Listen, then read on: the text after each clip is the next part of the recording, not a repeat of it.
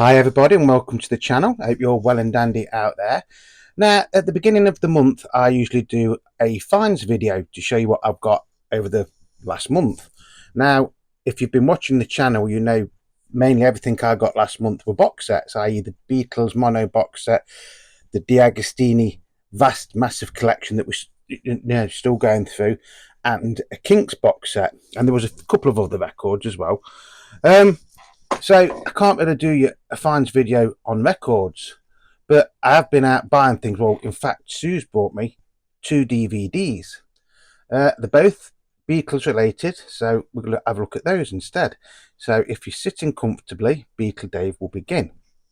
Okay, so earlier this year you could go to the cinema and you could watch Borrowed Time, Lennon's Last Decade. Now at the time, I couldn't get time off work to go and see this because it was on in Derby, but it was only on for about a week and I was working really stupid shifts, so I didn't get a chance to go and see it. So Sue's brought me this, so we did watch it, and I must say it is compiled very well. The footage is very, very clear, and it is enjoyable to watch. Now the most important thing I got out of this was the confirmation that John was planning on doing a world tour in 1981, and it talks to some of the people that would have been in the band and things like that. Now that, as far as I know, that had always been a rumour, so to get it, you know, basically saying yes it was going to happen, is absolutely wonderful. You know, as a Beatles fan, when I watch things like this, and a John Lennon fan, 9 times out of 10 you watch them and you enjoy them, but you don't really learn anything new, if that makes sense.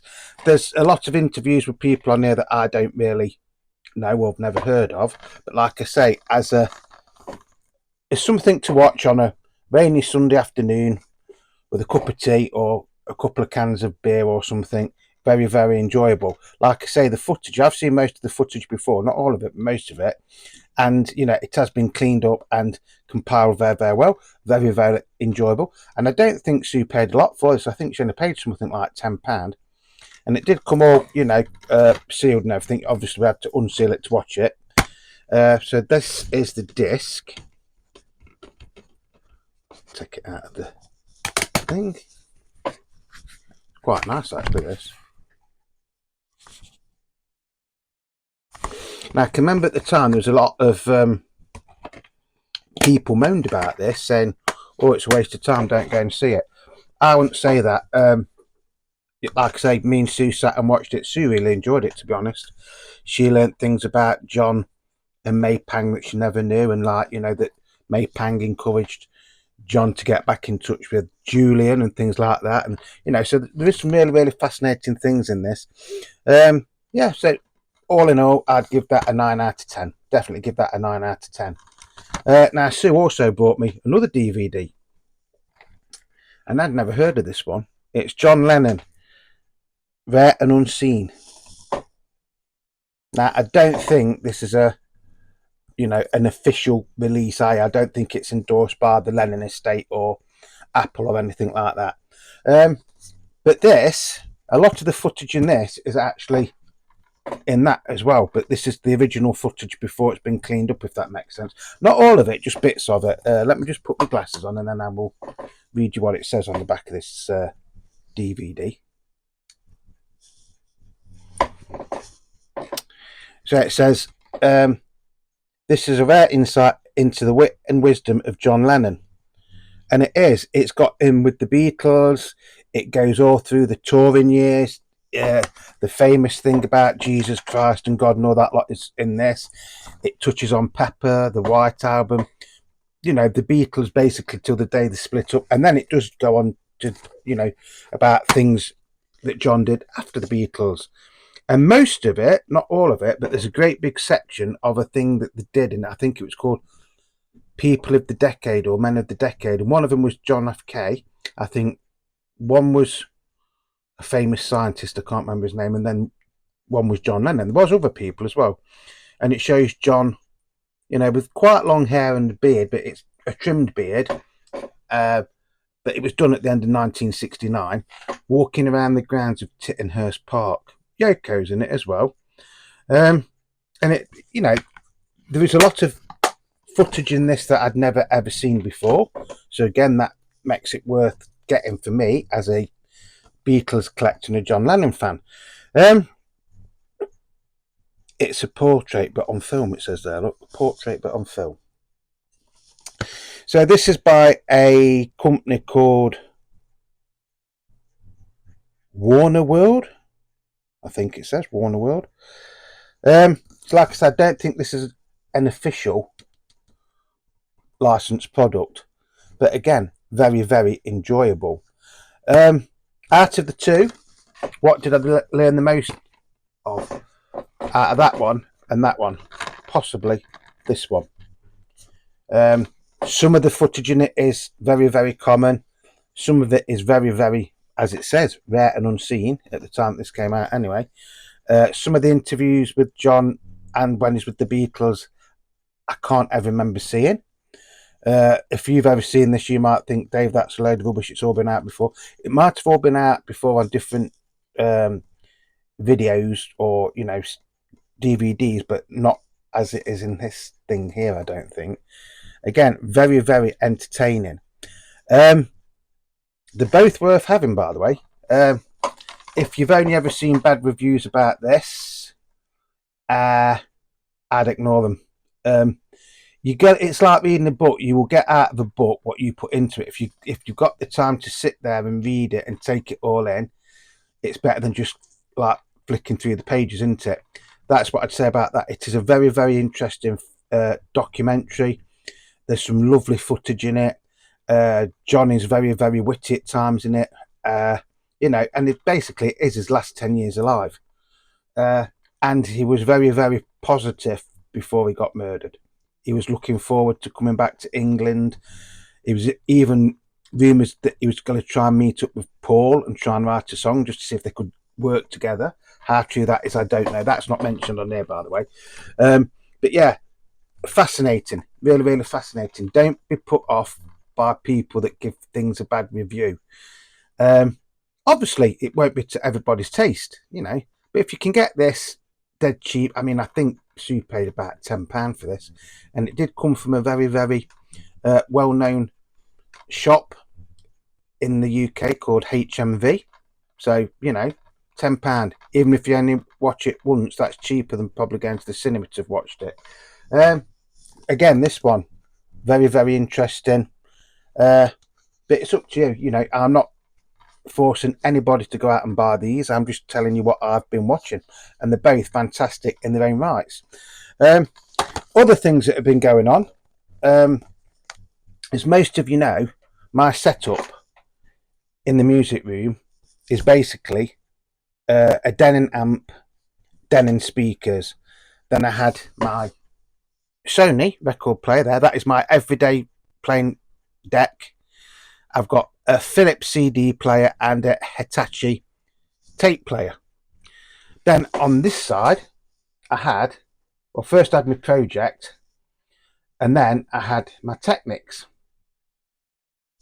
So that was a direct drive, and my Technics was a direct drive. Now the daft thing is, downstairs I've got a Technics system, and when I bought that deck there, that's a Denon direct drive. We tested it on the system downstairs, and it sounded absolutely fantastic. So we decided to keep it downstairs and to have the Technics deck up here. It doesn't really make sense, does it, folks? If you've got stuff for the same thing, you should be doing it. So I've changed it round. So the Technics deck is now back downstairs with the Technics hi-fi system. Played it, absolutely fantastic. Why we ever put this one on it, I don't know. Well, I do. And then this one, going through the Denon amp and the Denon speakers, sounds absolutely amazing. I've played all my Beatles mono records, the box set, Beatles in mono box set. I've played all them on that again now, and they sound even better than what they did when I listened to them after I'd unboxed it. That is a very, very bassy turntable. If you like your bass, it's ideal for mono records as well, by the way. I'm also expecting to get a new head shell with the mono cartridge fitted to it. That should be here any day now. Basically, just been doing a little bit of housekeeping, tidying up the room. Played quite a few records, but other than the Beatles, I was listening to the Stranglers album the other day, the collection 1977 to 1982, which you don't see very often. Because we lost the legendary Ozzy Osbourne, didn't we, a few days ago. I was never ever a massive fan of Black Sabbath. I liked them, don't get me wrong, I did like them, but I was never like a really, really big fan. I can remember them being, really, really big in the 70s and that, and then Ozzy fell out with them and they got another singer, and then Ozzy had like a sort of like solo career, didn't he? But I do have a couple of their albums. So out of respect, the other day I played this one, Paranoid by Black Sabbath. Obviously, Paranoid is probably one of the most popular songs that people know, but this has also got War Pigs on it, which is really, really good. Planet Caravan and Iron Man. The B-side is Electric Funeral, Hands of Doom, Rat Salad, and Fearless Fairies Wear Boots. So I just thought I'd show this as a little bit of a tribute to Ozzy. He was like a national treasure here in the UK. Now, I bought this about 2 years ago from my local record shop in Derby called BPM, and it is actually on a vertical swirl, so it is first pressing, and it does have the original inner sleeve.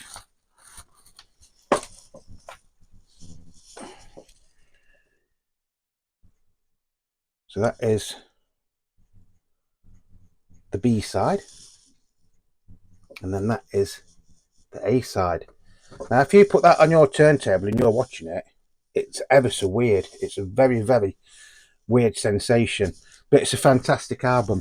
So God bless you, Ozzy. Thank you for all the music that you gave us over the years, and also thank you for all the laughs you gave us, because he was quite a witty bloke, wasn't he? He was very, very funny. If you ever watched the reality show that they did, on whatever channel it was, Ozzy was a star in that, wasn't he? Now, they usually go for £100 for a first pressing of that. I didn't pay that. I paid roughly about £50 for it off the record shop in Derby. And the reason I got cheap was because you probably can't tell there, but that there has been coloured in. There's a rip and it's been coloured in. But if you like that, you can't really tell. And at the end of the day, as long as the record's alright, it doesn't really matter. There was one sec. Let's get that back in there. So yes, that's another one I've been playing.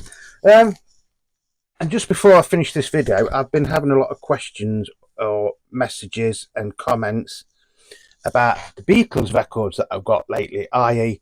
the Beatles in mono and the D'Agostini collection. Some people have been really, really nice with the comments. Some people have asked genuine questions, and I've tried to answer them as good as I can. Somebody did say, well, what's the best way to listen to the Beatles, and mono or stereo? The answer to that is however you want to listen to them. There is no definitive way of listening to the Beatles. I'm a second generation Beatles fan, so I was brought up with the 1980s 2-box EMI Parlophone black and silver labels.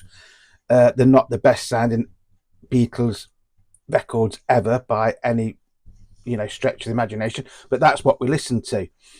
Then I started to get into the original albums, and at that time in the early 80s you could pick the mono ones up dead cheap because nobody wanted them, hence why I've got quite a few mono white albums and Let It Be, Revolvers and Rubber Souls and things like that. I just listen to the Beatles music however I want to.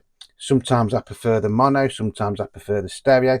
I do, in all honesty, if I put my hand on my heart, the original Beatles albums up and from Please Please Me up until the White Album, and including the White Album, I do prefer to listen in mono, but I do listen to them in stereo as well. The other thing that I keep getting asked is, how did the Agostini album sound? Now, to me, they sound okay. They sound as good as any copy I've ever heard. In some cases, they sound even better. But the negative thing on that is people are saying yes, but they're not analog masters, they're from a digital file. Now, I did make this clear when I did the introduction to the series that they are from a digital source. Now, again, to me, that doesn't make any difference whatsoever. However you listen to your records is entirely up to you. However I listen to my records is entirely up to me. Nobody's the same. I can understand some purists saying, oh, well, I won't listen to anything if it's not, the original analog masters, or from the original analog masters. Now, I've got thousands of Beatles albums and singles, right? And most of them, as far as I know, virtually 98% of them are from the analog masters. CDs, that's a different matter. So the Agostini, although the records are from a digital source, so they do sound a little bit different. And to be honest, in a lot of the cases, they do sound better than some of the reissue stereos albums I've got over the years, especially the ones from the 70s and 80s. So, I've got no problem with them. If you've got a problem with them, it's really down to you. But, it's hard to explain how they sound on a video because you can't play music anymore, because you've got to be very, very careful what you play. And if you play and it goes over so many seconds, they can close your channel down. So, and I don't want that to happen. So, although I'm a record collecting channel and a Beatles channel and a music channel, it's very, very frustrating for me not to be able to play you like a couple of songs off an album, and then compare it to another version of it. I would love to do it, but I can't take the risk of YouTube closing my channel down. So that's that. That's not a rant or a rave bar, a rant or anything. It's just, in this day and age, you've got to be very, very careful what you do and what you say.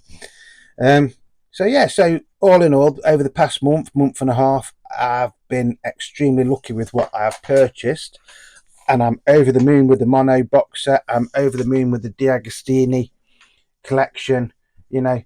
I'm very, very happy with these. So if you ever see these out on your travels, that one you'll pick up for next to nothing. Now you can pick that up for next to nothing, and that one is worth the price just to watch it. Even if you only watch it once and it's cost you £10, it's worth it, because you might learn things from that I'd already know, if that makes sense. That's what I'm saying. Everybody's different, aren't they? Some people say, oh, well, I'm so and so pressing what's it, it's distorted somewhere. Now, every record I listen to, I can hear differences in every record, obviously, because some are mono, some are stereo, some have been remastered, and things like that. I mean, in the 80s, the big thing was buying a record that was digitally remastered. That's how a lot of the back catalogue got reissued, was digitally remastered vinyl. But, that was the 80s, and now we're not in the 80s anymore, are we? We're in the 2020s. So that's it, folks. So I hope it's just been a little bit of entertainment for you. Like I say, I love you all. If you've liked this video, by the way, and you want to leave me a comment, I look forward to reading your comments down below. And if you can leave me a thumbs up, that helps the channel get out to a wider audience. If you're not subscribed, think about subscribing. It is free.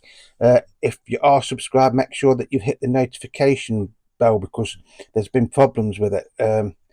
Somebody said they'd got notifications, but it had been turned off, although it hadn't been turned off, but people weren't getting notifications. So yeah, so just make sure that you have hit the notifications bell, and I'm going to love you and leave you. Whatever you're doing, please stay safe. It's a lovely day today here in England, a bit overcast. Remember, you are the Beetle Dave, and Beetle Dave loves you all. So as my old mate, Beetle Brad, everything's okay, we mate would say. I'm out of here. Catch you on the next one.